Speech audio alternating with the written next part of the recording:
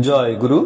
ইষ্টপ্রাণ দাদা ও মায়েরা, আজ 14ই শ্রাবণ বিশুদ্ধ সিদ্ধান্ত পঞ্জিকা মতে পরমারাধ্যা জগৎজননী শ্রী শ্রী বড়মার পূর্ণ জন্মদিন। আজ জেনে নেব জগৎজননীর জন্মকাহিনী।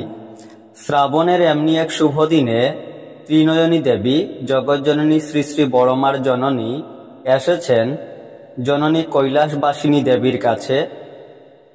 শ্রী শ্রী বড়মার দিদিমার কাছে এসেছেন গাড়াদহে। প্রথম অন্তঃসত্ত্বা তিনি।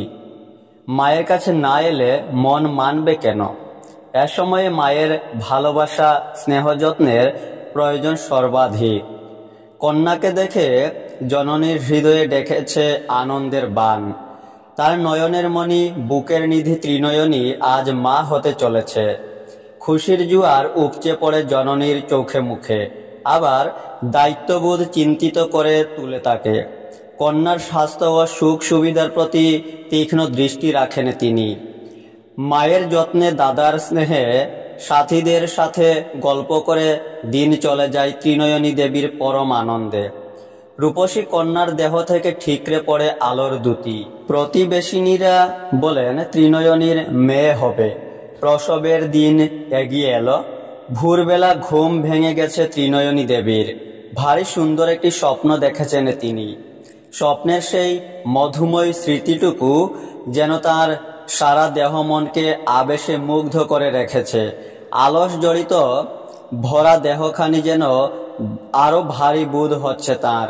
বিছানায় বসে আনমনে ভেবে চলেছেন তিনি সেই স্বপ্নের কথা।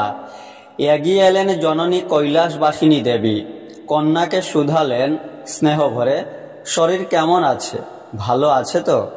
ত্রিনয়নী দেবী বলতে লাগলেন, শুনো মা, ভোরবেলায় আমি একটি সুন্দর স্বপ্ন দেখেছি। বাড়িতে লক্ষ্মী পুজো হচ্ছে।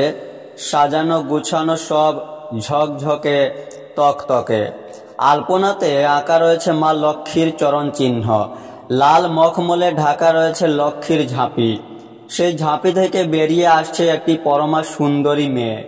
মেয়েটির গায়ের রং দুধে আলতায় মেশানো, পা দুখানি আলতারাঙা, অনিন্দ সুন্দর মুখশ্রী, পরনে একখানি লাল পেড়ের শাড়ি। মেয়েটির গা থেকে যেন আলো ঠিকরে পড়ছে। মেয়েটি ধীরে ধীরে আমার দিকে এগিয়ে আসছে। আমিও এক দৃষ্টে তাকিয়ে আছি মেয়েটির দিকে। কিন্তু মেয়েটি আস্তে আস্তে আমার কাছে এসেই মিলিয়ে গেল। আর অমনি আমার ঘুম ভেঙে গেল। কৈলাসবাসিনী দেবী বললেন, খুব ভালো স্বপ্ন।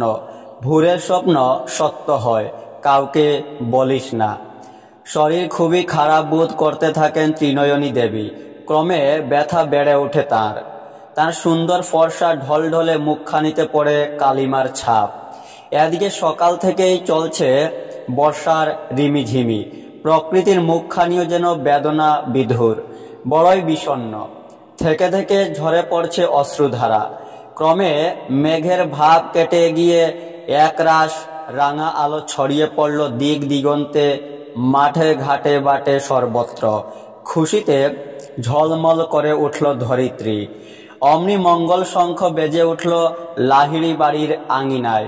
3 বার শঙ্খধ্বনি, 3 বার উলুধ্বনি পড়ল। মধুর মঙ্গলধ্বনি ছড়িয়ে পড়ল আকাশে বাতাসে, পল্লীর অঙ্গনে প্রাঙ্গণে, মাঠে প্রান্তরে। রামগোপাল ভট্টাচার্যের পত্নী ত্রিনয়নী দেবী এক পরমা সুন্দরী কন্যারত্ন প্রসব করেছেন। আনন্দের বন্যা বয়ে চলেছে সকলের মনে প্রাণে। দিদিমা কৈলাসবাসিনী দেবী নাতনি কুলে নিয়ে বসেছেন।